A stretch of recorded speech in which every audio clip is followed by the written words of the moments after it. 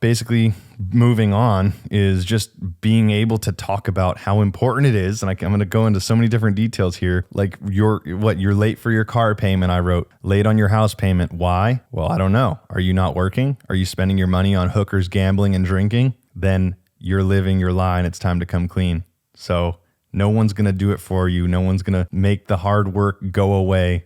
And it's like you identifying and being real with yourself. No emotions. Hey, cut the shit. Like, this is what I have to take care of. And if you don't take ownership, just like I did with this plane situation, you're going to rot in hell with all the other losers there. I'm happy. Like, certain things have been so scary to navigate where I'm going to get into details, like I've said, but you have to be careful of what you say and how you navigate everything. But I'm here, like this talked about, and I will talk about it more, this whole plane situation that I'm dealing with right now, right here.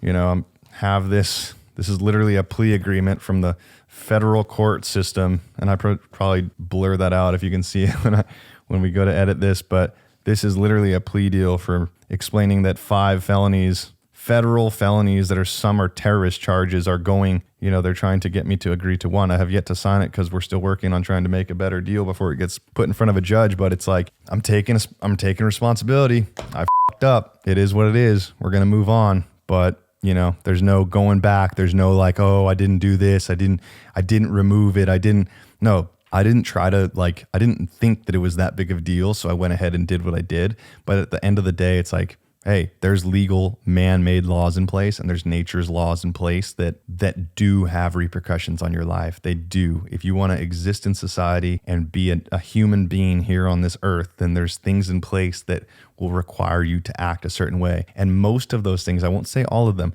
but most of course, 100% of nature's laws we can't get around whatsoever. Certain man-made laws are very silly. Most are correct and they make sense. And so uniquely put with the situation that I'm currently in is there's not any charges that that really come under the guidelines of why would ever somebody crash their plane on purpose and get rid of, and so they're all categorized as terrorist. So that's what they came up with, which is insane because obviously I didn't try to harm anyone. I didn't try to do anything wrong, but it's like, hey, it categorizes in the book of the law. It says that you did this, this, and this. We have the evidence to prove this and this. You did that. So you should take our plea for one of these instead of 5, or we're going to bury you under the jail for 80 years or something crazy. So I was like, well, okay, but now this is a real life situation. I'm saying oh, okay, well, they have the evidence. They're proving. We're not going to go to trial because that'll literally be the worst decision I ever made. I better take ownership and I better become responsible for the situation very quickly and say, hey, how can I help? I know I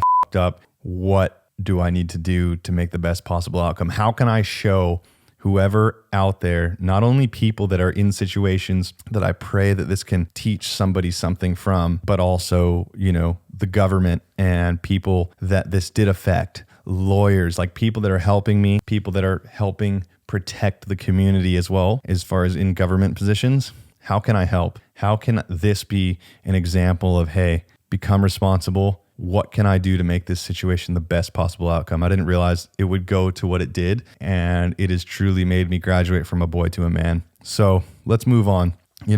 There's so many different situations that I have realized over my life that I was stuck in a growth situation. I was stuck in this frozen space of stasis and non-growth until I had either the balls or it felt natural to just move on and grow from that situation by taking ownership, by taking responsibility.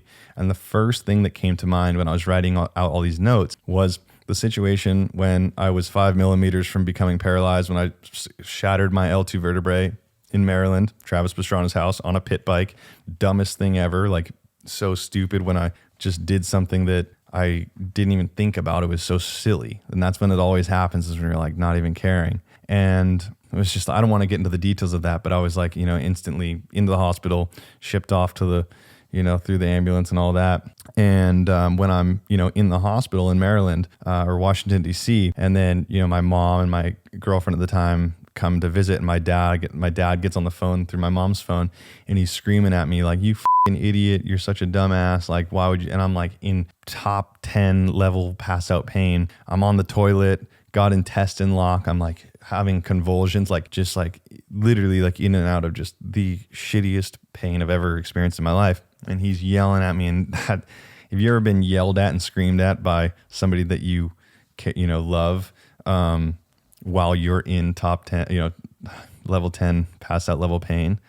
It's one of the shittier things. It feels like shit. But, it's my dad being like, grow the fuck up, like, what are you doing? Of course it was his way of like tough love because he's a hard ass.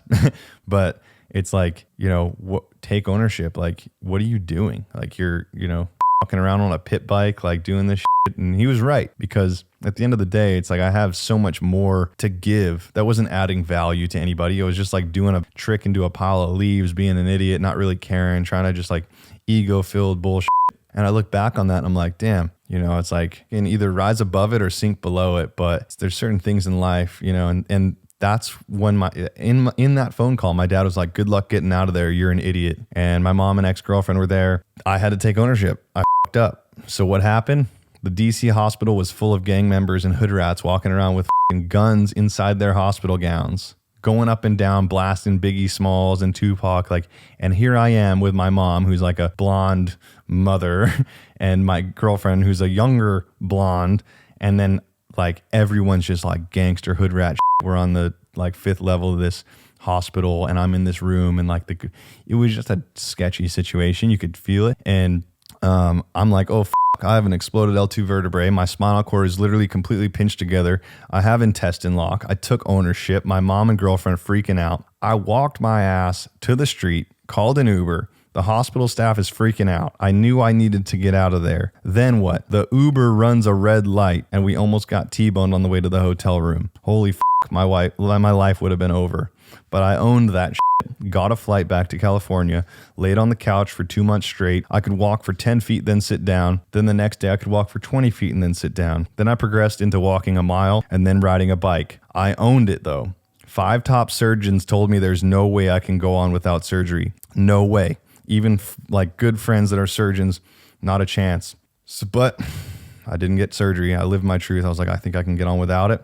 I still feel that pain today. Like every moment, like it's like I feel it, and it won't ever be the same. But I stuck to my intuition, and haven't gotten surgery, but that was my choice. Would surgery could have been worse off? I read that 85% of back surgeries end up worse off than if you would have never gotten it. But to me, I know that surgery is always last resort. So I just took ownership of it. I'm like, this is my decision. I remember Travis at the time, he's like, dude, he's like, I don't know, man. I would get surgery if I were you. And for me, I'm just at that time, see, like even just sitting here right now, it's like I feel it every single day. It me up, but that's something that I decided to do. And I thought that's what I decided to do. And I took ownership of the situation that I got myself into, and here I am. But the ultimate truth that you can live is just deciding, that was my choice. I'm going to live with that choice. And, I just kind of went on a rant here when I was making these notes, because I'm pretty excited to just kind of go and free flow. And the next thing I wrote was what? You're fat, you're broke, you're lazy.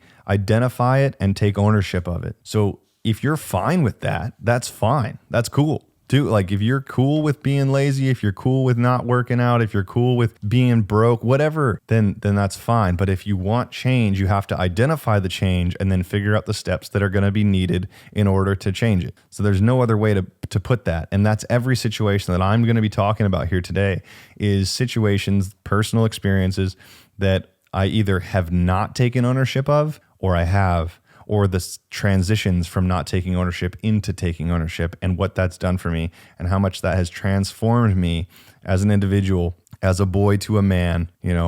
Everything for me has changed every single time I've come clean to myself and the ones around me about who I am, what I've done, and what I'm about.